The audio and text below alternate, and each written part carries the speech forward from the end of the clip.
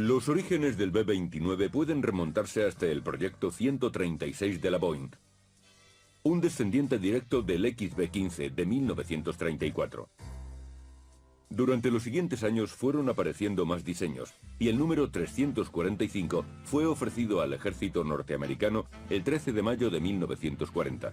Los militares quedaron muy impresionados con el proyecto y el 17 de junio adjudicaron fondos para estudios y pruebas adicionales en el túnel aerodinámico.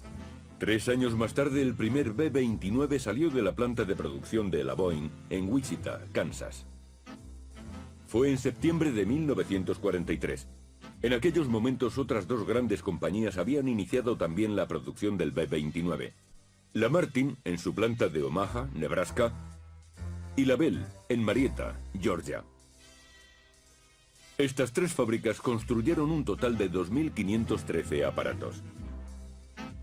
Con una longitud de 30 metros y una envergadura de 43, no se podía decir que el B-29 fuera precisamente un avión pequeño. De hecho, era el mayor bombardero del mundo. Con una superficie alar de 161 metros cuadrados y con una altura de casi 9 metros, hacían que su nombre Superfortress, Superfortaleza, resultara apropiado. Pesaba 33.750 kilos en vacío y 61.155 con carga completa. Crear un monstruo de estas dimensiones requería hectáreas de espacio y un sistema de producción muy desarrollado. Cientos de técnicos especializados trabajaron para fabricar este avión de dimensiones extraordinarias. El trabajo manual fue cosa de operarios representativos de todos los estratos sociales.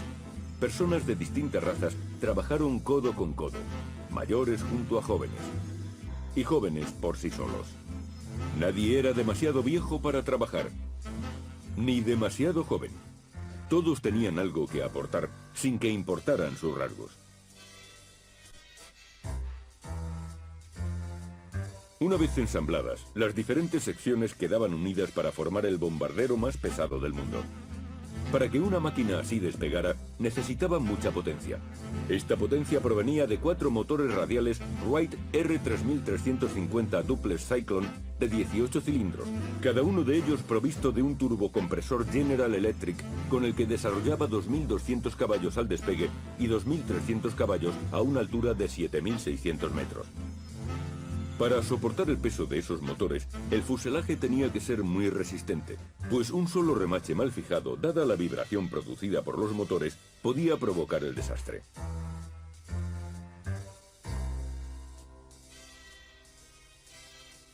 Terminado el montaje, el B-29 estaba casi listo para salir de la fábrica. Solo había que darle un pequeño remate, pues al ser un avión de guerra, no necesitaba mucha pintura ni detalles estéticos. Después de ser montados, estos aviones no pasaban mucho tiempo en el hangar. Tan pronto como recibían los últimos retoques, los B-29 eran remolcados fuera de la fábrica, donde los esperaban aquellos que iban a jugarse la vida confiando en sus prestaciones.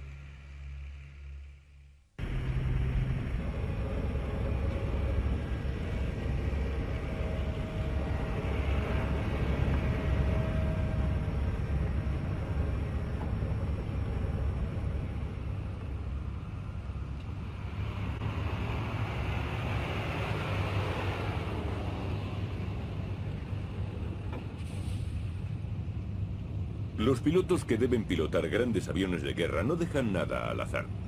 El B-29 debía superar unas rigurosas pruebas antes de realizar el primer vuelo. Hasta el último centímetro del aparato tiene que ser revisado individualmente por el piloto y la tripulación. Lógicamente, no podían permitir que ningún detalle se les pasara por alto.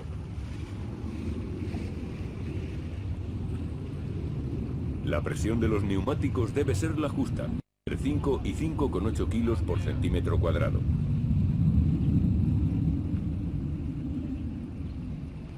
El piloto debía asegurarse de que nada estaba fuera de su lugar. Cada avión cuesta $639.000 de los años 40, lo que obliga a tomar precauciones y examinar cada uno de sus componentes por muy pequeños que sean. El piloto da una vuelta alrededor del avión buscando posibles defectos.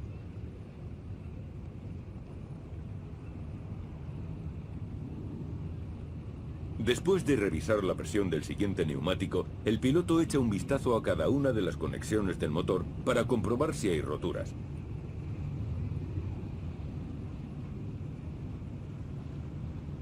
Estos motores controlan el tren de aterrizaje. Si algo fallara, podría producirse una catástrofe. Después de comprobar el cableado, el piloto pasa a verificar las líneas de ruptura, asegurándose de que ningún tubo esté dañado para que no haya fugas de fluido.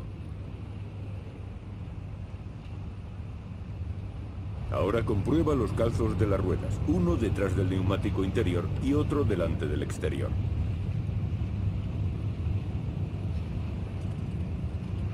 El B-29 lleva 35.676 litros de combustible entre los 26 depósitos de las alas y los 4 de la bodega de bombas. Si uno de esos tanques tiene una fuga, el avión podría convertirse en una bola de fuego. El B-29 llevaba una gran variedad de armas a bordo. Cada una de las 4 torretas de control remoto situadas en el avión contenía 2 ametralladoras de 12,7 milímetros que debían ser inspeccionadas. Desprovista de su carenado, la torreta de panza muestra las ametralladoras del interior. La torreta hacía girar las armas por control remoto. El mantenimiento de las ametralladoras y su torreta era fundamental para la seguridad de los aviadores. Por razones obvias, se debía prestar gran atención a estos importantísimos elementos del avión. El B-29 no fue diseñado como caza, y aunque podía volar a velocidades superiores a los 575 km por hora, podía ser alcanzado por los rápidos cazas enemigos.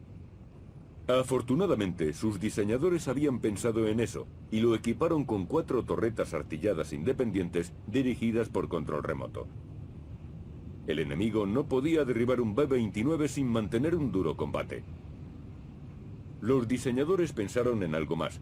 Instalaron cámaras fotográficas en algunas de las torretas para que proporcionaran imágenes de las ametralladoras en acción. Esta información serviría de ayuda táctica y 50 años más tarde los historiadores dispusieron de una valiosa información relativa a los combates. El B-29 tenía un aguijón en la cola, 2 ametralladoras del calibre 12,7 y un cañón de 20 milímetros para desanimar a los cazas enemigos. Estas armas eran manejadas manualmente, pero la trayectoria de los proyectiles del cañón era diferente de la trayectoria de las ametralladoras.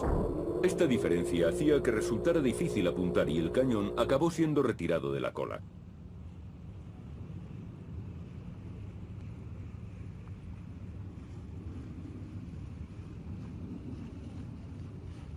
Lo último que se ha de comprobar antes de entrar en el aparato es la tripulación. Cada miembro debe ser instruido por el piloto.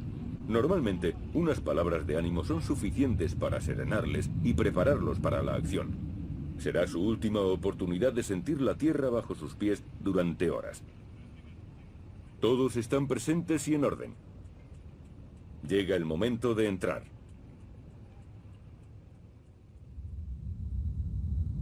Al introducirse en su avión, los tripulantes se dirigen directamente a sus puestos. Todo lo que llevan consigo debe ser guardado y asegurado. Las compuertas exteriores deben ser cerradas correctamente, cosa particularmente importante ya que el B-29 tiene compartimentos presurizados, con una presión que se mantendrá constante durante este vuelo.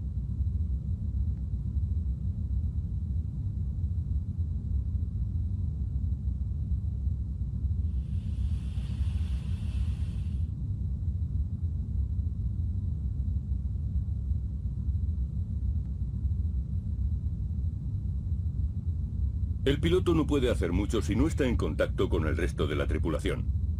Empezando por el laringófono, se pone el casco y lo conecta.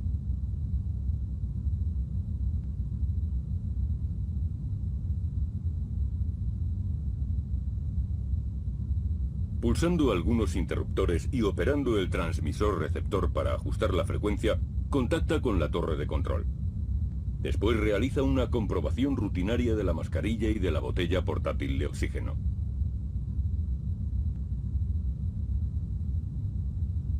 Luego el comandante prueba las luces de la cabina y las luces ultravioleta para conectarlas, abrir las ventanas y hacer una inspección visual.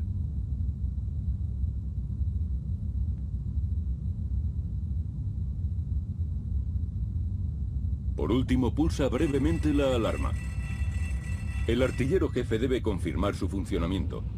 Todos los sistemas internos deben ser comprobados de manera similar. Ha llegado el momento de arrancar los motores.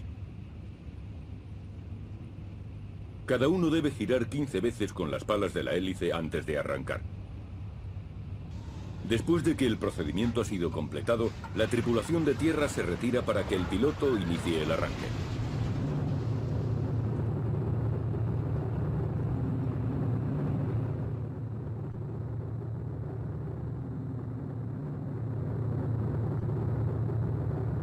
Una vez arrancado, ya hay presión de vacío disponible para operar los instrumentos giroscópicos de vuelo. Ha llegado el momento de estabilizar correctamente el girocompás y el horizonte artificial.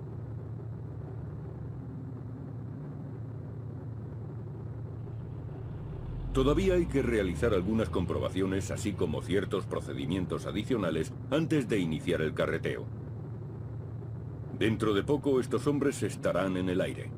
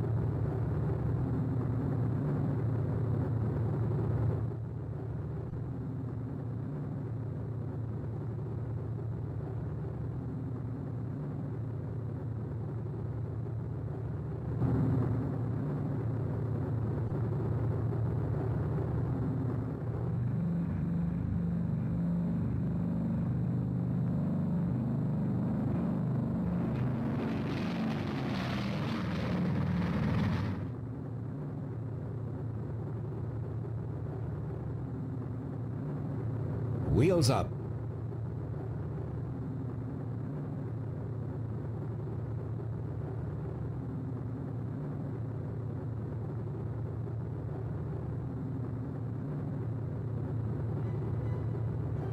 Ahora el copiloto sube los flaps y mediante una comprobación visual confirma que se han replegado. Ha llegado el momento. Un aterrizaje perfecto. Las ruedas traseras tocan tierra primero para soportar el impacto. Luego la rueda de morro desciende suavemente. No se puede hacer mejor.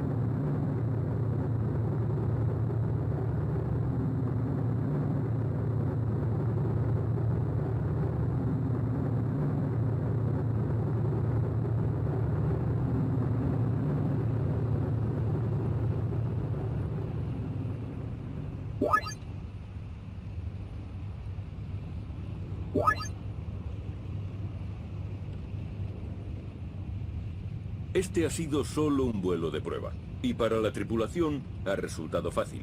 Sin embargo, a 16.000 kilómetros se desarrolla una cruenta batalla, y pronto los hombres, junto con sus B-29, tendrán que combatir. Japón. Cuando Japón atacó Pearl Harbor el 7 de diciembre de 1941, se enfrentó a un poderoso enemigo, Estados Unidos. Las razones de este ataque nunca estuvieron claras. Irónicamente, en aquel momento, enviados japoneses mantenían negociaciones de paz en Washington. Sin embargo, aquel ataque hizo que Norteamérica entrara en guerra. Muy pronto sus soldados se encontraron combatiendo frente a los japoneses. Estados Unidos tenía que llevar sus B-29 cerca de Japón, y para conseguirlo necesitaba una base aérea lo suficientemente grande. En la isla Saipan, en el Pacífico, encontraron el lugar adecuado. 3 días después del desembarco en Saipan, el 15 de junio de 1944, los marines norteamericanos tomaron la pista existente en la isla. Sin embargo, los japoneses siguieron combatiendo y la batalla no terminó hasta el 9 de julio. Se estimó que unos 30.000 japoneses entre soldados y civiles perecieron. Algunos de ellos, incluyendo 2 altos mandos militares, se suicidaron al ver próximo el final. Las bajas norteamericanas excedieron los 16.000 hombres, incluyendo 3.000 muertos. Como resultado de la batalla de Saipan, los estadounidenses consiguieron su base aérea y no tardaron en llegar los bombarderos B-29. Sin embargo, antes de que eso ocurriera, los bulldozer tuvieron que trabajar para acondicionar la pista.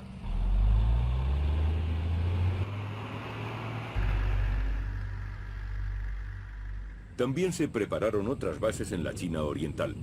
500.000 de agricultores y obreros chinos transformaron hectáreas de arrozales en pistas de aterrizaje para los B-29. Los sufridos trabajadores no emplearon más que sus propias manos y herramientas primitivas. En esta operación intervinieron todas las personas disponibles, compañeros.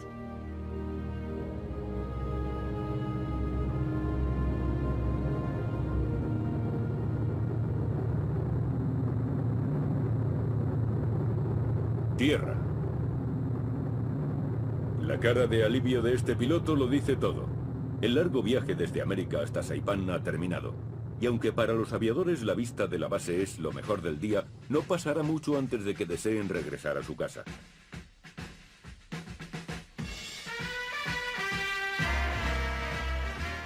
Los hombres de tierra han estado aguardando mucho tiempo la llegada de sus compañeros.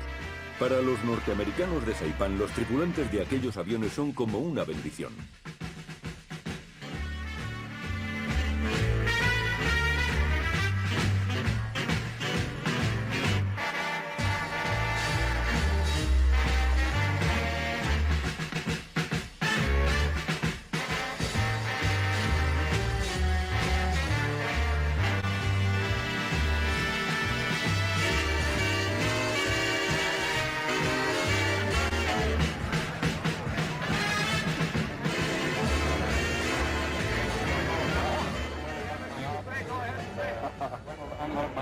The first element of the 21st Bomber Command has arrived.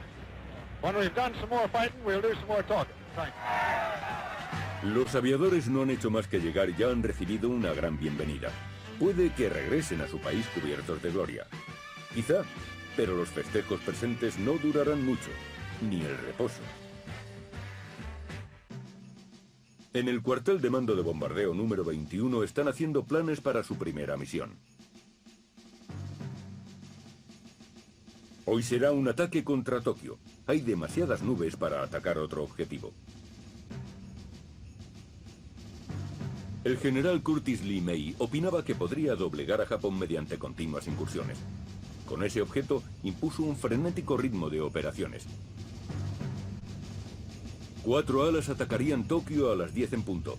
Volarían por debajo de las nubes y lanzarían sus bombas a las 12 del mediodía. El mando ha comprobado el plan para el objetivo 574. El general Lee May da el visto bueno y explica los detalles de la operación. Con 600 aviones provenientes de las bases de Saipan, Guam y Tinian, Lee May emplea una fuerza de bombardeo mucho mayor que hace 2 meses. Esa es su forma de actuar.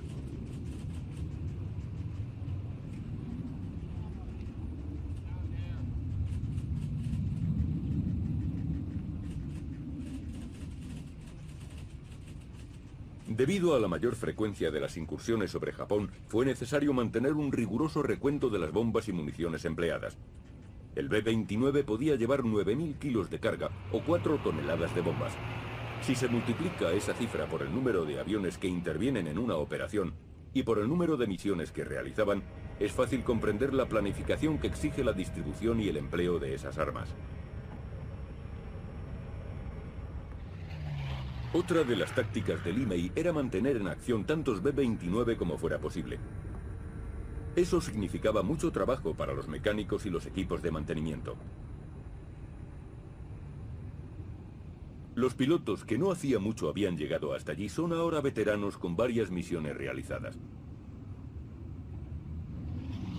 Algunos de ellos habían combatido ya en Europa.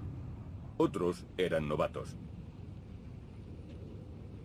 Sin embargo, estos hombres que se enfrentan a la muerte conservan la alegría y ríen con frecuencia. Hombres como el coronel Kenneth Gibson de Salt Lake City, que sirvió en Inglaterra y en el lejano oriente. John Van Tryck, de Illinois. Gordon Wong, de Idaho. Fred Montgomery, artillero de B-24. O Harry Grant, comandante de vuelo de B-17, condecorado en la batalla de Guadalcanal. Hombres que combatieron con sus B-17 o B-24 en todo tipo de operaciones y vuelan ahora en el mejor de los bombarderos. Ha pasado tiempo desde que abandonaron su hogar y a sus seres queridos. Se les explica a los pilotos la misión. Tendrán que sobrevolar Tokio. Las noticias son buenas para ellos, pero no se hacen falsas ilusiones. Muchos han bombardeado objetivos en Europa, pero esto es diferente. El viaje de Londres a Berlín era de 1.600 kilómetros ida y vuelta. Pero un trayecto de Saipán a Tokio es de 4.800 kilómetros sobre territorio enemigo. Antes de la misión, los pilotos deben aguardar órdenes. Son momentos de tensión. Están ansiosos por salir a volar, pero hasta que no les den la autorización, tendrán que esperar. El avión que dirigirá esta misión es el Dunless Doty pilotado por Robert Morgan, al que acompaña el bombardero Vince Evans. Ambos tripularon el famoso B-17 Memphis Belle en 25 misiones sobre cielo alemán. En lugar de retirarse, prefirieron continuar en servicio. Por fin hay luz verde, y estos dos héroes vuelven a volar.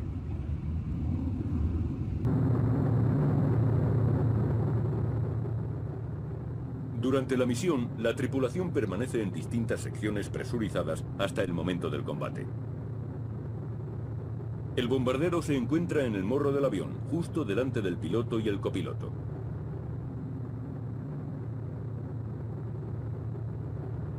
El navegante va sentado detrás del piloto, mirando hacia adelante. El mecánico de vuelo se sienta justo detrás del copiloto, mirando hacia atrás. El operador de radio está frente al navegante, mirando al costado derecho. El artillero jefe se sitúa en medio del fuselaje cerca del techo. El artillero izquierdo va mirando hacia atrás. El artillero derecho va también mirando hacia atrás. El artillero de cola permanece tranquilamente en la parte de atrás hasta el combate, pasando entonces a su puesto en la cola. Cuando los B-29 son atacados por los cazas enemigos, los P-51 Mustang les brindan protección. Estos pequeños aviones son cazas de largo radio de acción, pero también pueden atacar a tierra.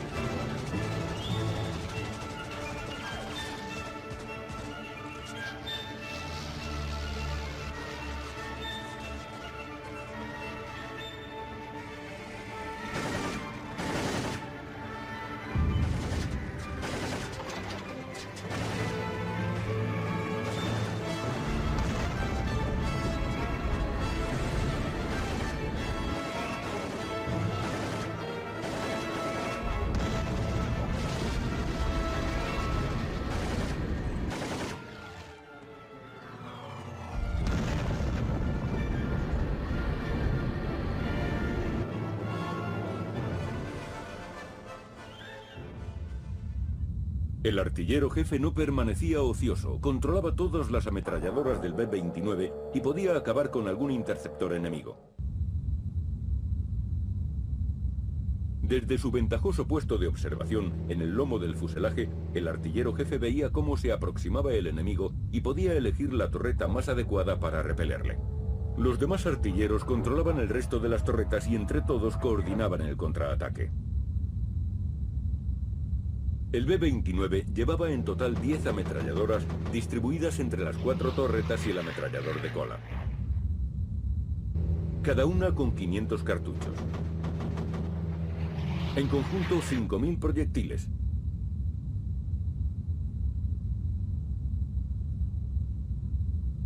Desde sus puestos, los artilleros podían dirigir el fuego con gran precisión. Los B-29 sobrevuelan Tokio y rápidamente se acercan al objetivo. De ahora en adelante, el bombardero tomará el control del avión hasta que aparezca el blanco en su visor. El cielo se ha despejado lo suficiente para que el bombardero pueda confirmar visualmente que están sobre el objetivo. Se da la orden de abrir las compuertas de las bombas.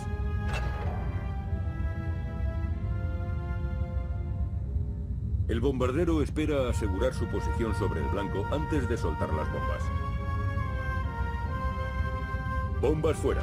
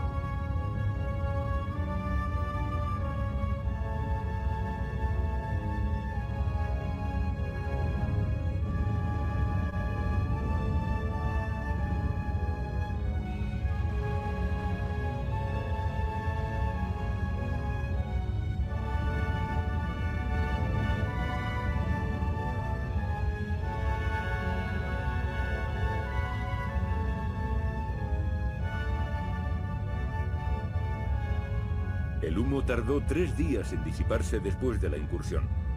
Solo entonces fue posible averiguar los daños ocasionados sobre Tokio. La vista de la capital de Japón fue un cruel ejemplo de la naturaleza destructora de la guerra.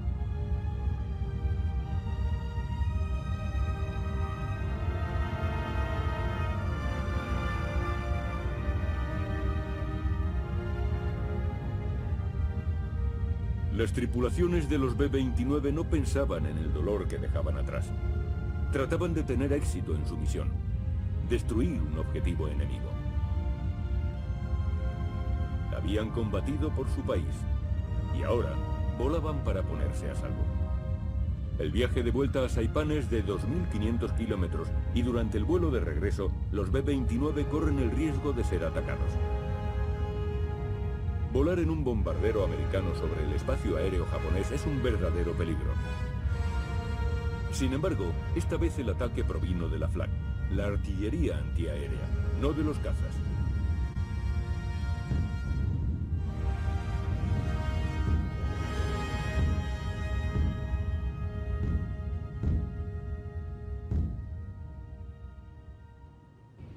Un piloto se podía considerar afortunado si recibía el ataque de la Flak y solo perdía un motor. Si además su tren de aterrizaje no resultaba dañado, tendría la oportunidad de tomar tierra con seguridad.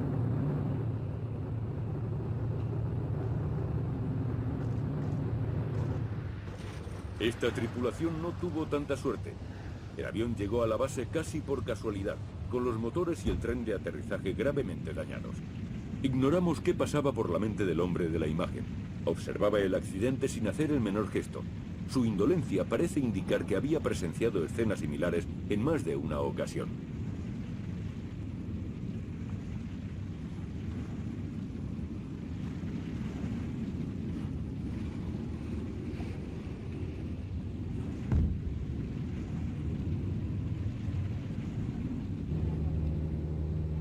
Otros pilotos se tomaron el propio mar como pista, una alternativa mejor que saltar en paracaídas. Los compartimentos presurizados del B-29 hacían que una evacuación rápida fuera improbable.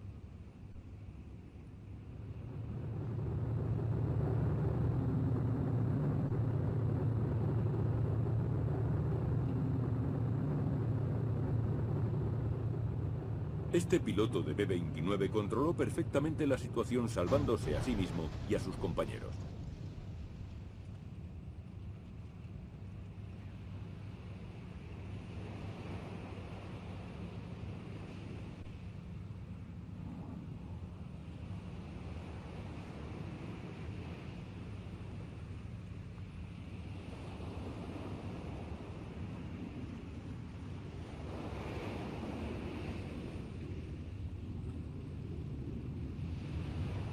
El B-29 no flota tan bien como vuela, y este se convertiría muy pronto en hogar para especies marinas. Lo que parecía un aterrizaje normal se convirtió en un desastre para la tripulación del segundo avión. Se desconoce la causa del accidente, pero como en tantos otros infortunios similares, los bombarderos tuvieron que acudir prestos. Su rápida intervención habría salvado muchas más vidas, de no ser por los miles de litros de combustible que ardieron.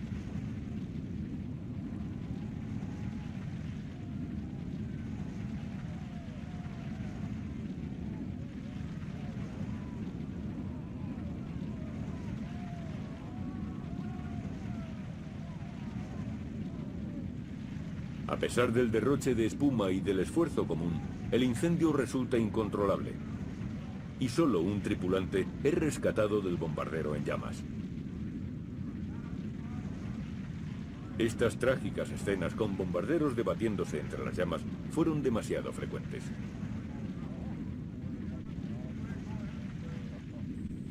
Durante toda la noche los hombres trataron de combatir el incendio provocado por una chispa en los depósitos de combustible del avión. Sin embargo, de entre los B-29 que volaron sobre Japón, pocos volvieron en llamas o gravemente dañados. La pericia de sus tripulantes junto con la consistencia de los aparatos demolieron al enemigo. Muchos pueblos y ciudades fueron devastados, y el número de víctimas aumentó considerablemente desde que Lee Mei inició su política de bombardeo.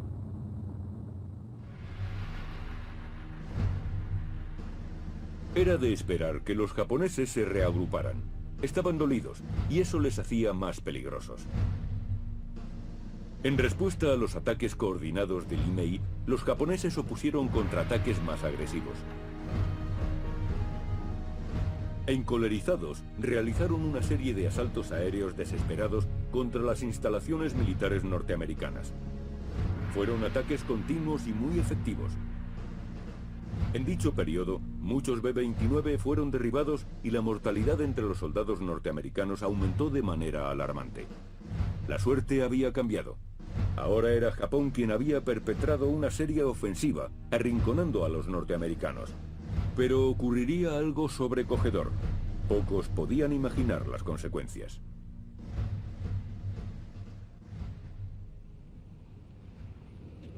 ...6 de agosto de 1945... el coronel Paul Tibbets se prepara para volar. Su avión, el Enola Gay, había sido modificado ligeramente para una misión muy especial.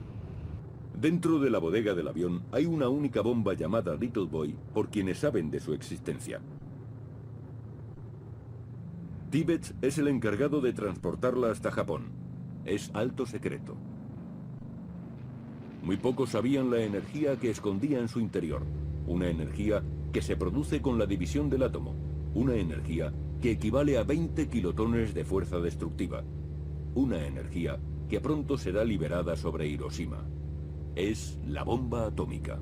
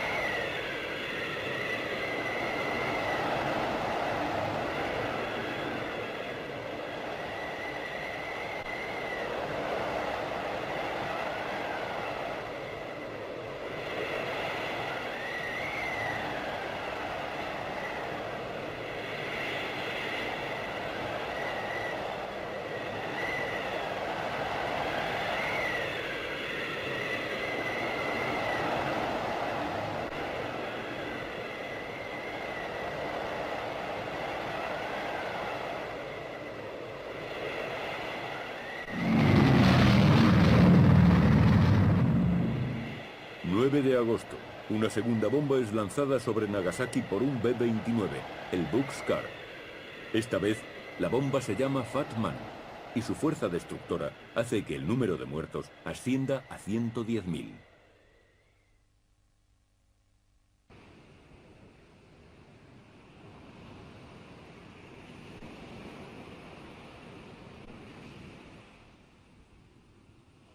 El 10 de agosto de 1945, el emperador japonés comunicó a los aliados que Japón quería la paz, y el 2 de septiembre de 1945 tuvo lugar la solemne ceremonia de la capitulación. Se habían necesitado 2 bombas atómicas para forzar la rendición de los japoneses, pero finalmente, después de 6 años de contienda, millares de personas que habían luchado valientemente por su país pudieron regresar a sus hogares.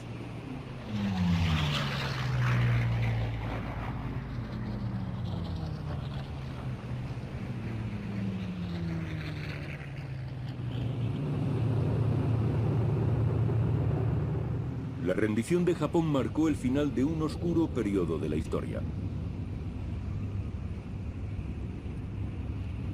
Los aviones y sus tripulaciones cumplieron los deseos del tío Sam. Ahora ya no volaban para atacar, solo volvían a casa. La misión había sido un éxito. Los objetivos conquistados. Para algunos, tras la sobrecogedora visión de la guerra, aguardaba una nueva promesa, la promesa de la paz.